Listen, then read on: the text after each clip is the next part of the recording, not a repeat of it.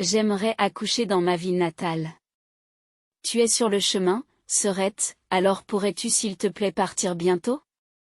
Un jour, en rentrant du travail, ma sœur, qui s'était mariée et avait déménagé depuis des années, était dans ma chambre. Elle frottait ostensiblement son ventre gonflé. Mais je ne pouvais rien dire, même en la voyant ainsi. Regardant la pièce avec stupeur, je suis restée immobile, et elle s'est moquée de moi grossièrement. Tu n'es qu'un obstacle puisque tu ne peux même pas te trouver un petit ami, une vieille fille comme toi. Sois reconnaissante que j'ai jeté tout ce qu'il y avait dans la chambre pour que tu puisses partir plus facilement. Ma chambre, qui était normale avant que je parte au travail le matin, était maintenant complètement vide. Le lit, la table, le tapis et même les rideaux avaient disparu.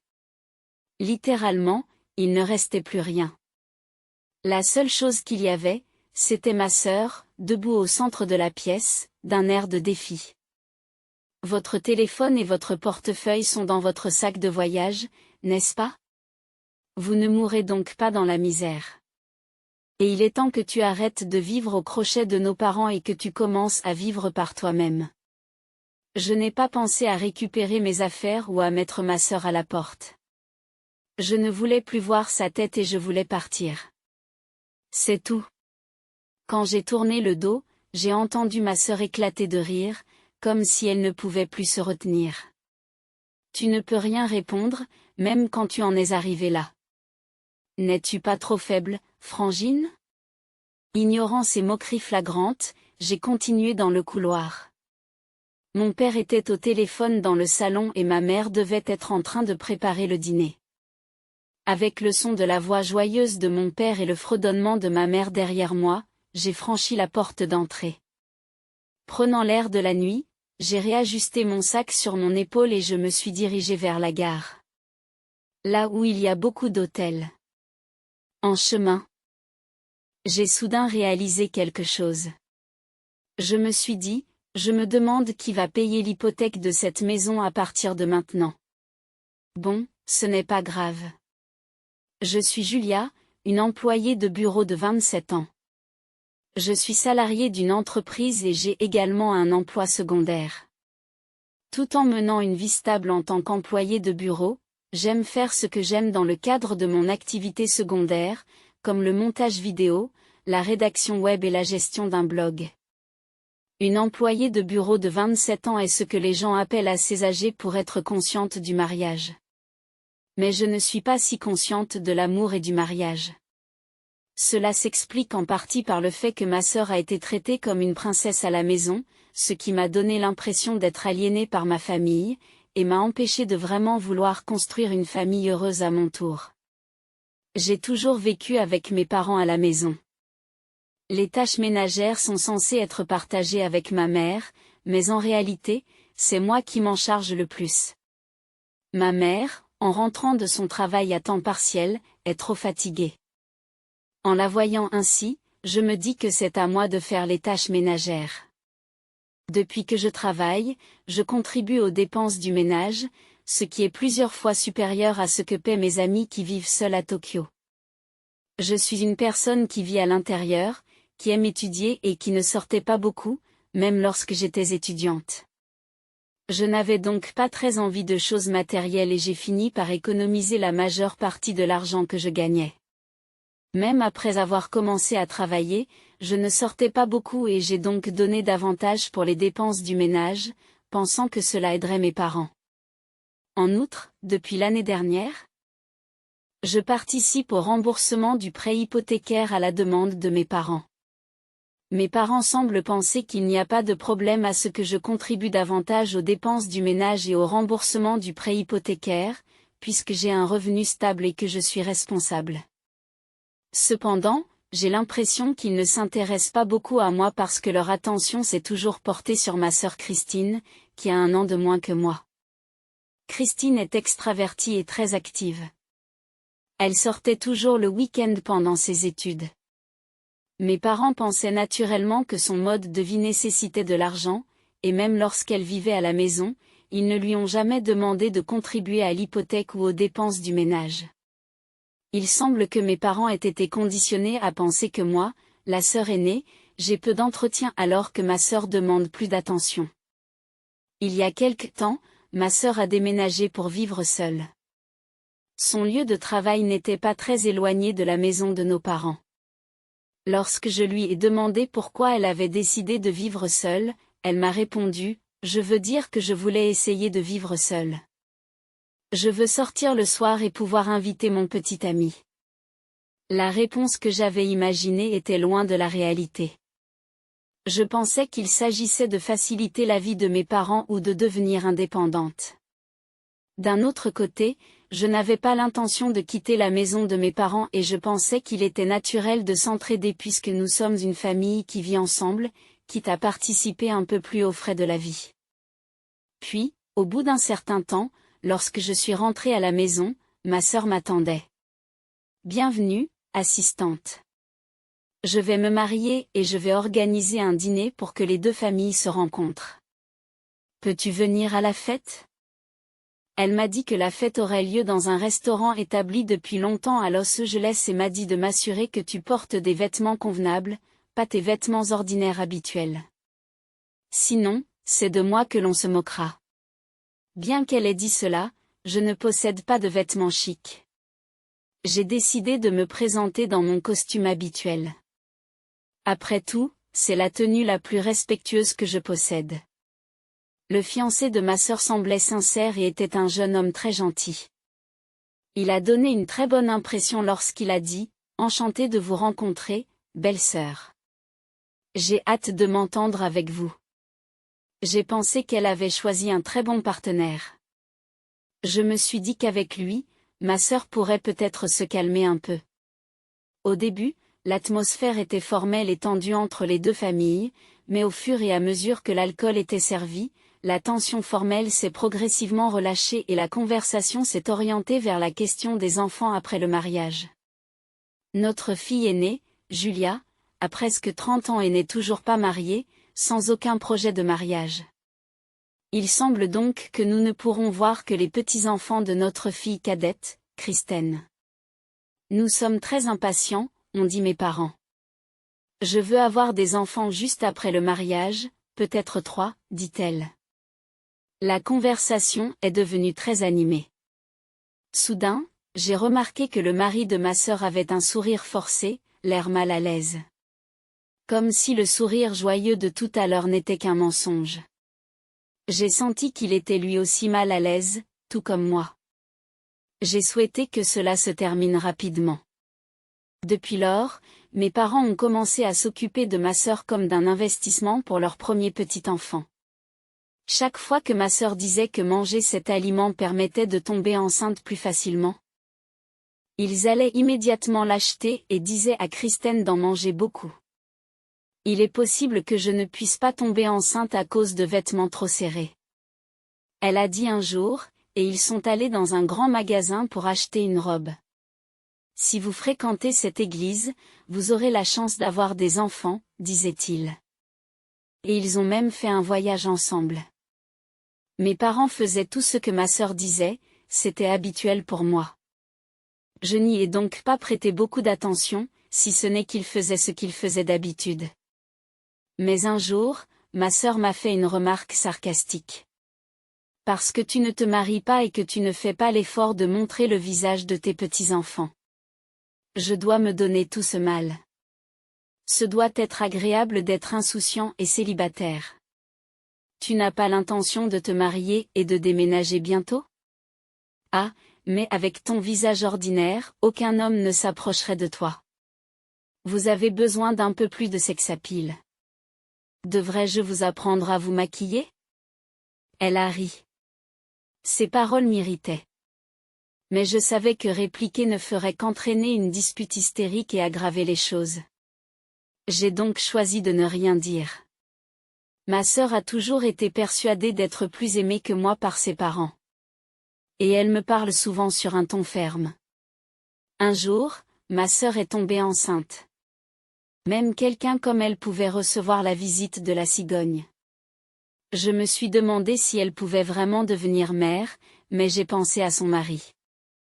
Peut-être qu'il n'y aura pas de problème avec lui.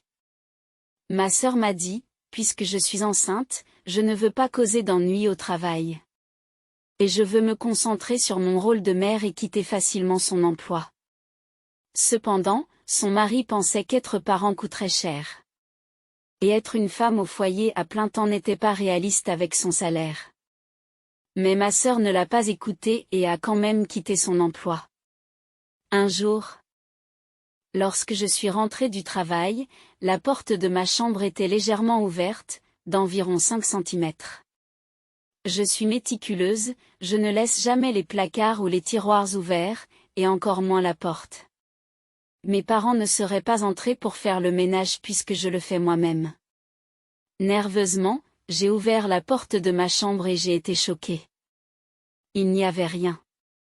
Je n'étais pas du genre à avoir beaucoup d'affaires.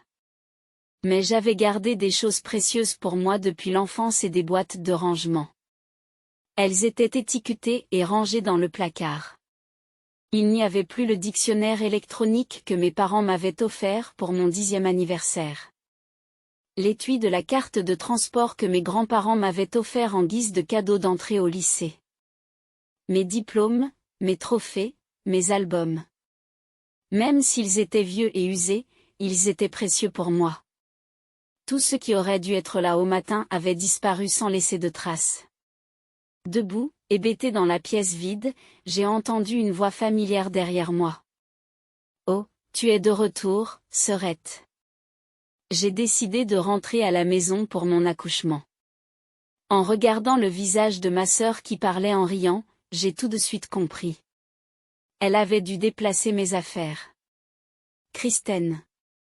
Où as-tu mis mes affaires? Dans le placard? » J'ai demandé en panique, mais ma sœur, toujours en riant, a répondu. Pourquoi se presser? Ce n'était rien d'important, n'est-ce pas? Juste de la camelote. Quand on me dit que mes précieuses affaires sont de la camelote, la colère monte en moi. C'est peut-être de la camelote pour toi, mais c'est important pour moi. Rendez-les-moi maintenant. C'est insensé de sortir toutes les affaires de quelqu'un quand il n'est pas chez lui. Ce devait être la première fois qu'elle me voyait élever la voix. Surprise, elle a dit, je l'ai déjà jeté. En 27 ans de vie, je n'ai jamais été aussi en colère. Je lui ai dit. Ça suffit. C'est scandaleux de jeter les affaires de quelqu'un sans sa permission. Remets tout en place tout de suite, ai-je exigé. Mais ma sœur, sans hésiter, m'a dit, c'est déjà pris par la police. Le camion à ordures l'a déjà emporté. Je ne peux pas les rendre. Elle m'a regardé avec dédain en disant cela. Puis elle a ajouté, quel est le problème? Vous vous mettez en colère pour une broutille. Tu es folle? Ne crie pas comme ça, c'est mauvais pour le bébé, tout en se frottant ostensiblement le ventre. Et puis elle a continué. J'ai décidé de vivre ici même après la naissance du bébé. Cela semble difficile après l'accouchement, et maman et papa veulent voir leur petit enfant tous les jours. Matt a l'intention de rester ici aussi, alors c'est trop petit avec seulement ma chambre. C'est pourquoi j'ai décidé d'utiliser ta chambre aussi. Tu comprends, n'est-ce pas? Tu n'as aucune piété filiale. J'ai été complètement abasourdie par son comportement égoïste. Aller chez ses parents pour l'accouchement est censé être un retour temporaire avant et après la naissance. Mais vivre ici avec son mari et son enfant, c'est simplement de la cohabitation, n'est-ce pas? Et le fait de qualifier unilatéralement quelqu'un d'incapable de piété filiale m'a mis en colère. Est-ce que vous vous rendez compte que vous manquez à la piété filiale? Rester à la maison sans se marier, et en tant que fille aînée. Tu n'as même pas fait venir un gendre. Je leur montrerai le visage d'un petit enfant. Et créer une vie où nous pouvons vivre ensemble et nous voir tous les jours. Qui, à votre avis, fait le plus pour nos parents? Elle déclarait unilatéralement que tout était de ma faute. Mais il était hors de question que je reste les bras croisés à l'écouter. Si vous voulez vivre dans cette maison en tant que famille, c'est à toute la famille d'en discuter. D'autant plus que tu veux utiliser ma chambre. Tu aurais dû le dire plus tôt. Si vous aviez une date de retour fixe. C'est alors que ma sœur l'interrompt en frappant bruyamment à la porte de ma chambre. Tais-toi. Tu vois, tu es toujours comme ça, à faire des histoires. C'est pour ça que j'ai fait en sorte que tu n'aies pas d'autre choix que de partir, c'est embêtant. Cela ressemble à une simple colère. Essayer d'utiliser la chambre de quelqu'un sans sa permission. Et avoir jeté les affaires du résident actuel, et pourtant elle parlait comme si elle était la victime. Kristen frappa à la porte encore et encore. Vous gênez. Partez. Ne revenez jamais. J'étais sidérée. Alors, comme tu le souhaites, je vais partir. Je n'ai plus d'affaires. Inutile de faire mes valises. Mon immense colère s'est transformée en étonnement. J'avais même l'impression de ne plus jamais vouloir la revoir. Je me suis retournée et j'ai foncé vers l'entrée. Mes parents n'ont pas semblé me remarquer, rentrant et sortant immédiatement par la porte d'entrée. Mon père était probablement en train de se vanter au téléphone auprès d'un parent. Il se vantait sans doute au téléphone auprès d'un proche de l'arrivée de sa fille enceinte à la maison pour y vivre en permanence. Ma mère semblait être dans la cuisine, peut-être en train de préparer le plat préféré de ma sœur, tout en fredonnant un air. Je ne vivais pas avec ma famille en attendant quoi que ce soit en retour. La différence de traitement entre ma sœur et moi remonte à l'enfance. Je pensais que c'était parce qu'elle était douée pour charmer nos parents, et que cela ne posait pas de problème. Mais même après avoir grandi et assumé la plupart des responsabilités domestiques, c'est ainsi que j'ai été traitée. J'ai pourtant consacré la majeure partie de mon salaire aux dépenses courantes et à l'hypothèque de la maison. Et pourtant, ma sœur, qui n'a jamais versé un centime, a été accueillie à bras ouverts. Les aspects négatifs de mes parents? J'avais essayé de ne pas les voir. Combinés au comportement de ma sœur, ils se sont transformés en mépris. Sans dire je pars ou au revoir, j'ai ouvert la porte d'entrée. Jusqu'à ce que cette porte se referme, ni mes parents ni ma sœur ne m'ont dit quoi que ce soit. Puis, une semaine plus tard, à la fin du mois, c'était le jour de la paie. D'habitude, je transférais les frais de subsistance et le paiement de l'hypothèque sur le compte de mon père. Mais je n'ai pas fait le dépôt. Comme je ne vis plus là-bas, je ne vois pas pourquoi je devrais le faire. Je ne vois pas pourquoi je devrais payer l'hypothèque d'une maison que je n'habite pas. L'hypothèque immobilière a été contractée à l'origine par mon père. Il était donc censé être planifié de manière à ce qu'il puisse le rembourser confortablement avec ses revenus. Le ménage ne devait pas devenir insoutenable simplement parce que j'avais cessé de faire des dépôts. Cependant, peu de temps après, j'ai reçu un appel de ma mère. D'emblée, elle m'a dit, « Julia, nous avons reçu un avis d'impayé pour le prêt hypothécaire. » Quand j'ai vérifié, il n'y avait pas d'argent sur le compte de ton père. Elle a continué avant même que je puisse répondre, manifestement paniquée. « Julia, savez-vous pourquoi cela s'est produit? Ne me dis pas que tu l'as retiré. » Contrairement à son ton frénétique, je réponds calmement. Je n'ai fait qu'arrêter les dépôts. Je n'ai rien retiré. S'il y a une hypothèque impayée, c'est que le retrait n'a pas pu être effectué, n'est-ce pas? Avez-vous vérifié que le solde était suffisant à la date du retrait? Vous n'avez pas fait de dépôt? Vous n'avez pas versé d'acompte? Pourquoi? Elle avait l'air sincèrement perplexe, et je l'étais tout autant. Parce qu'il avait été convenu que je contribuerais aux frais de subsistance. Et à l'hypothèque, puisque je vivais à la maison. Une fois que je serais partie, je ne continuerai évidemment pas à payer, n'est-ce pas? Je ne vis plus ici. Elle semble enfin comprendre, et je l'entends haleter doucement. Vous n'avez donc pas besoin de payer les frais de subsistance, vous avez raison. Mais pourriez-vous quand même contribuer à l'hypothèque?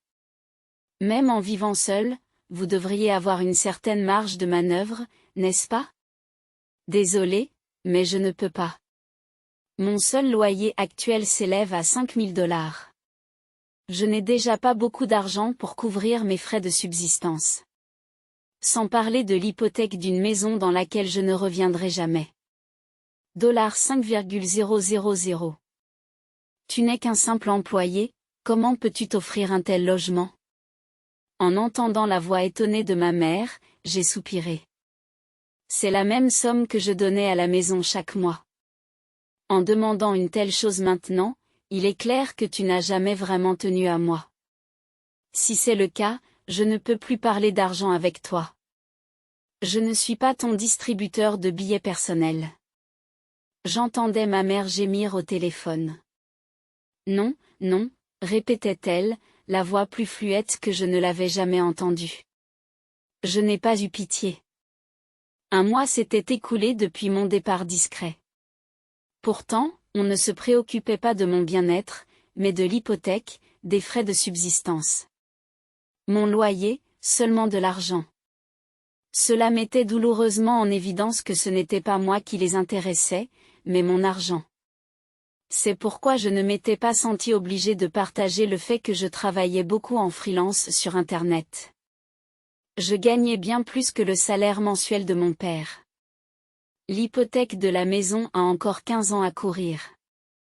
Je déposais donc $5 000 par mois, économie comprise. Il semble que ma mère ait pris cela pour les revenus de mon père. Compte tenu de son âge et de ses années de service, son hypothèse était compréhensible. Pourtant, elle n'a jamais remarqué le montant exact déposé chaque mois. Un coup d'œil sur la fiche de paie de mon père aurait permis de clarifier l'écart. En fin de compte, ma mère ne se souciait pas de l'origine de l'argent. C'est pourquoi elle n'a pas remarqué que le revenu mensuel avait diminué de moitié. Il en a résulté une pénurie et des défaillances de paiement hypothécaire qu'elle n'a remarqué que lorsqu'elle en a été informée. Lorsque l'absence s'est enfin fait sentir, elle a agi d'une manière qui lui est propre. Je n'ai pu qu'esquisser un léger sourire. Dernièrement, elle avait accédé aux demandes de ma sœur pour des articles de puériculture coûteux. Ce qui mettait encore plus à mal leurs finances. Mais sans vos contributions, nous ne pouvons pas joindre les deux bouts. Pourriez-vous nous envoyer de l'argent? Je vous l'ai dit, je ne peux pas. Pourquoi ne pas demander à Kristen de contribuer un peu aux frais de subsistance? Si cela ne suffit pas, tu devrais peut-être augmenter ton travail à temps partiel. Alors que je disais cela, le cri de ma mère m'a percé les oreilles. Kristen vient d'avoir un bébé. Comment puis-je travailler davantage et la laisser seule avec le bébé? Suggérez-vous que Kristen devrait travailler elle aussi? Comment peux-tu dire des choses aussi horribles? J'ai clarifié, ce n'est pas ce que je voulais dire. Si Kristen et Matt, en tant que couple, vont vivre dans la maison de maman et papa, alors ils devraient contribuer aux frais de subsistance. J'ai fait la même chose, n'est-ce pas? Et Matt ne travaille-t-il pas encore? Et pourtant, vous prévoyez de vivre ensemble sans rien contribuer? Après avoir répondu calmement pour ne pas provoquer ma mère, le silence s'est installé. Rester là-bas juste temporairement pourrait être bien. Mais Kristen a dit qu'elle avait l'intention d'y vivre pour toujours, et papa semble penser la même chose. Il serait donc préférable que tout le monde vive ensemble. À partir de maintenant, il faut discuter de la façon de gérer les finances et de partager le fardeau. J'ai déjà quitté la maison, je ne peux donc pas participer à cette discussion. J'attends un peu une réponse qui ne vient pas. Alors, je vais raccrocher. Je n'ai plus l'intention de vous contacter. Après avoir raccroché, je bloquerai tes numéros, ceux de papa et de Kristen. Vous pouvez aussi supprimer mes coordonnées. Au revoir. Sur ce, j'ai mis fin à l'appel. La dernière chose que j'ai entendue, c'est un ahuri de la part de ma mère. Avant qu'un autre appel de ma mère n'arrive, j'ai rapidement navigué dans mon téléphone pour les bloquer tous les trois. Après avoir terminé les réglages, j'ai pris plusieurs grandes respirations et je me suis approché de la fenêtre du salon. Depuis cet appartement du 25e étage, je ne pouvais pas voir les gens à l'extérieur sans regarder en bas. Après avoir quitté le domicile familial, j'ai emménagé dans ce que l'on appelle une tour d'habitation.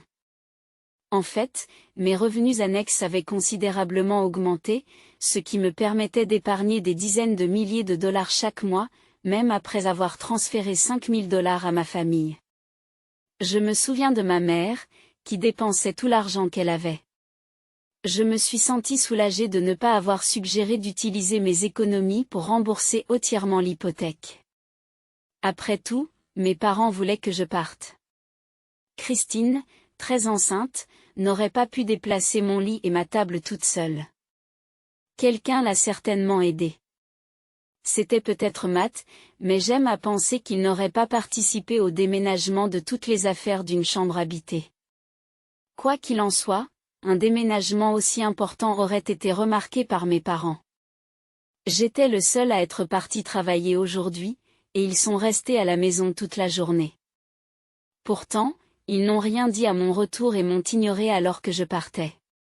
Qu'ils aient été persuadés par Christine ou non. Il était clair que mes parents avaient un rôle à jouer dans mon départ. Ressentant cette trahison, j'ai alors décidé de tout abandonner et de quitter la maison. Si j'avais remboursé l'intégralité de l'hypothèque, ils auraient tous les trois vécu confortablement dans une maison spacieuse. Je ne pouvais pas permettre que cela se produise. J'ai donc choisi de m'installer dans une tour d'habitation. Je me souviens de l'époque où nous nous réunissions en famille autour de la télévision. Nous rêvions de vivre dans un tel endroit. Ma décision de vivre dans un appartement en hauteur a été prise par dépit. Par dépit, elle s'est avérée bien plus confortable que prévu. Les meubles que j'ai choisis, un espace qui n'est dérangé par personne. Et la liberté de vivre de mes revenus m'a apporté une immense satisfaction. Faire croire à ma mère en difficulté que je vivais dans une maison luxueuse était exaltant. Je me suis peut-être un peu trop vanté de payer un loyer de $5 000, mais ma mère ne l'a jamais remarqué. De plus, la bonne entente avec mes voisins du même étage et des étages adjacents était un plaisir. Contrairement à ce que je pensais, j'ai eu droit à des conversations vantardes. Sur les revenus ou la possession d'une voiture. Tout le monde était humble, ce qui rendait le cadre de vie agréable. 3 mois plus tard, ma vie paisible a été bouleversée. Alors que je quittais le bureau, Christine s'est approchée de moi par derrière. 6, il y a quelque chose. Il faut que je te parle. Ses lèvres tremblaient tandis qu'elle parlait, son apparence était plus rude qu'il y a un an. Probablement à cause de l'accouchement et de l'éducation des enfants. Pourtant, son charme est resté intact. Elle attirait l'attention de mes collègues et des employés d'autres entreprises qui passaient devant elle. Désolée, mais j'ai des projets pour la suite. Si c'est à propos de la maison, parla maman.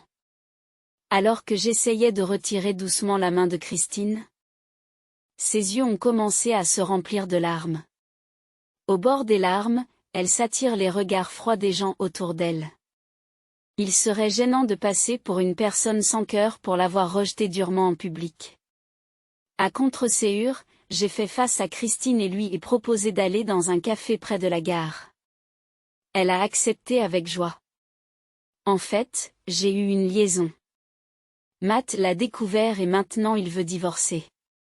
C'est ce qu'elle a déclaré au moment où nous nous sommes assis dans le café. On se serait cru dans un drame. Il a fait tester l'ADN du bébé à mon insu. Il s'avère que Matt n'est pas le père. Il est furieux et parle de divorce. Christine parlait à voix basse, consciente de la sensibilité du sujet. Mais j'ai été submergée par la succession de révélations choquantes. Il ne veut pas la garde puisque ce n'est pas son enfant. Il parle de déposer un dossier pour mettre fin à la relation parent-enfant. Je n'ai pas tout compris, mais il refuse de nous donner de l'argent. Il insiste pour intenter un procès afin d'obtenir une compensation. Vous êtes riche, n'est-ce pas? S'il vous plaît, faites quelque chose. C'est peut-être ce que signifie être sans voix.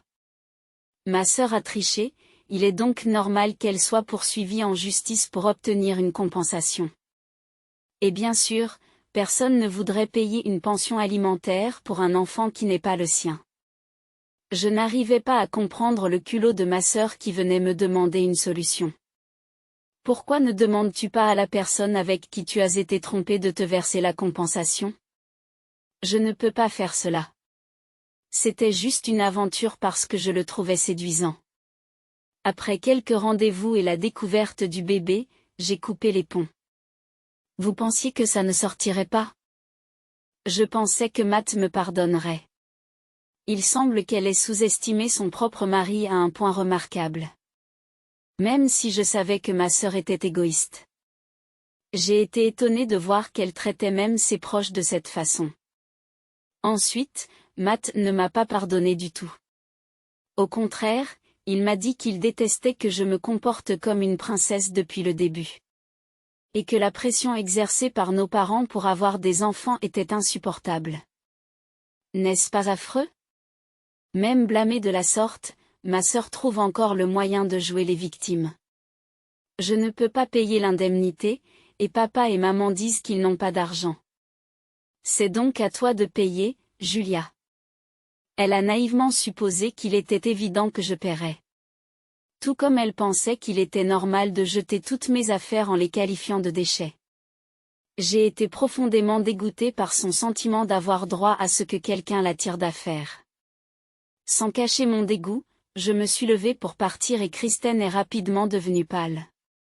Elle m'a pris la main avec les deux siennes. Je comprends, je vais m'excuser. Je suis désolée d'avoir jeté tes affaires sans te demander ton avis.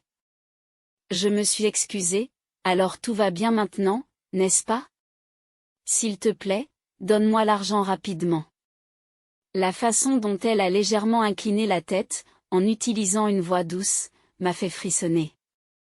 Je lui ai serré la main avec dégoût. Es-tu stupide? Pourquoi devrais-je payer pour les conséquences de ta liaison? Peu importe que nous soyons sœurs. Je te déteste. Je te méprise en tant que personne. Je ne t'aiderais pas même si tu me suppliais. Sur ce, j'ai laissé l'argent du café, qui n'avait pas encore été servi, sur la table et je me suis dirigée vers la sortie. Ignorant les pleurs dramatiques de Kristen, destinés à attirer l'attention et à me culpabiliser pour que je revienne. J'ai informé le personnel que j'avais laissé le paiement sur la table et je suis sortie. Elle pensait probablement que ses larmes me feraient revenir sur ma décision. Elle avait beau pleurer très fort ou appeler sa sœur d'une voix tragique, je l'ai ignorée et je suis partie. Lorsque je l'ai vue se lever et se diriger vers moi, je me suis précipitée vers un endroit bondé, sans m'arrêter pour voir ce qu'elle pourrait faire ensuite.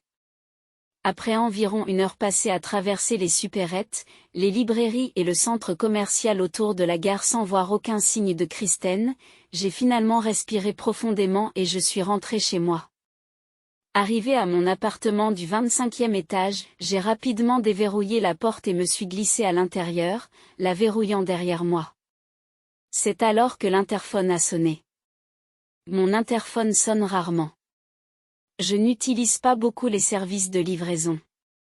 Et mes voisins appellent généralement pour prendre rendez-vous s'ils ont besoin de quelque chose. Dans cet appartement où les solliciteurs sont rares, la sonnerie du carillon à un tel moment m'a fait battre le cœur. L'interphone a sonné une fois, puis une autre, avec des intervalles de plus en plus courts entre les sonneries. J'avais l'impression que quelqu'un appuyait sur le bouton de façon répétée, ce qui m'obligeait à m'arc-bouter. Le moniteur de l'interphone était complètement noir. Pensant qu'il y avait peut-être un dysfonctionnement, je me suis approchée. Je me suis alors rendu compte que l'obscurité était en fait les pupilles de quelqu'un. Je l'ai instinctivement repoussé. Ce faisant, j'ai accidentellement appuyé sur le bouton de réponse et, immédiatement, j'ai entendu la voix que j'avais entendue. La voix que j'avais entendue a retenti. Paix, espèce de mocheté. Ah! C'est ma sœur. La colère m'envahit plus que la peur. Je pensais m'être échappée. Mais elle avait découvert où je vivais. Regardant l'interphone comme dans un film d'horreur, je suis restée silencieuse face à l'escalade de ses insultes. D'une demande de compensation pour son divorce à une demande d'1 million de dollars. Pour les ennuis qu'elle m'a causés, elle a fini par exiger mon appartement. Les mots me manquaient, je ne savais même pas par où commencer pour répondre à ses délires. J'ai pris le téléphone en silence et j'ai appelé le bureau de la sécurité au premier étage. Alors même que j'étais en train d'appeler, j'ai vu, à travers le moniteur, Kristen se faire escorter. J'ai confirmé qu'il s'agissait bien de ma sœur et j'ai demandé qu'on ne la laisse pas passer. Tout en restant au téléphone, je me suis excusée à plusieurs reprises pour le désagrément occasionné. Finalement, Kristen n'a plus jamais appuyé sur l'interphone de mon appartement. Le personnel de sécurité a dû gérer la situation correctement. D'après ce que j'ai entendu des voisins de ma famille, la maison a été mise en vente. Kristen et Matt ont poursuivi leur dispute au point d'envisager un procès. Chacun ne voulait pas céder. Cependant, comme Kristen était clairement dans l'erreur, elle a fini par céder lorsqu'elle s'est rendue compte de la situation. Elle a fini par céder une fois qu'elle a compris. Les frais de justice seraient également inclus dans le dédommagement. Finalement, elle a accepté de verser à Matt le montant qu'il souhaitait. Il semble que Matt ait soumis au tribunal les résultats d'un test ADN, prouvant qu'il n'y avait pas de lien biologique entre l'enfant et Matt. Il est ainsi libéré de toute obligation de pension alimentaire. Kristen n'avait apparemment pas d'économie du tout, laissant les paiements de compensation à nos parents. Mais en raison de défauts de paiement répétés, la banque a saisi la maison. N'ayant aucun moyen de couvrir l'hypothèque en raison des dépenses inutiles et de la prise en charge des indemnités de Kristen, mes parents ont été contraints de vendre la maison. Mes parents ont été contraints de vendre la maison et d'utiliser le produit de la vente pour rembourser l'hypothèque. Aujourd'hui, la maison familiale a été vendue. Ils ont déménagé tous les 4 dans un appartement moins cher situé à proximité. Bien que les revenus de mon père soient suffisants pour leur permettre de vivre modestement. La baisse soudaine de leur niveau de vie a provoqué du stress et des tensions parmi eux. En outre, le salaire de mon père était presque épuisé quelques jours après avoir été déposé, car il n'oubliait jamais ce qu'était la vie lorsque je leur transférais de l'argent. Finalement, ma mère a continué à travailler à temps partiel. Et Kristen a réussi à retrouver un emploi. Malgré l'utilisation de services de garde d'enfants, le fait d'être coincé entre le travail, la garde des enfants et les tâches ménagères a eu un effet dévastateur sur elle, à peine 1 an après l'accouchement. La seule consolation est que l'enfant de Kristen grandit en bonne santé. Cependant, je doute qu'il puisse l'élever sans souci. C'est pourquoi j'ai demandé à un voisin de leur faire passer des prospectus sur l'aide à la garde d'enfants. Je me mêle de ce qui ne me regarde pas. De mon côté, mon dévouement constant depuis que j'ai rejoint l'entreprise en tant que jeune diplômé a été reconnu. Et j'ai été promu. Je dirige maintenant un nouveau projet en tant que chef de groupe. Mon activité secondaire est également florissante, avec une augmentation régulière de mes revenus. L'un de mes travaux annexes, la rédaction d'un article en série en tant que rédacteur web, a été si bien accueilli qu'il a été publié sous la forme d'un livre. Les connaissances que j'ai acquises et partagées ne sont pas courantes sur l'Internet, ce qui a contribué à sa popularité et à en faire un best-seller. Ce succès a eu un impact positif sur mes autres activités annexes, créant un cercle vertueux de croissance. Je me lance dans de nouveaux défis, en ressentant juste ce qu'il faut de fatigue. Et le fait de rentrer chaque jour dans ma maison confortable m'apporte un vrai bonheur.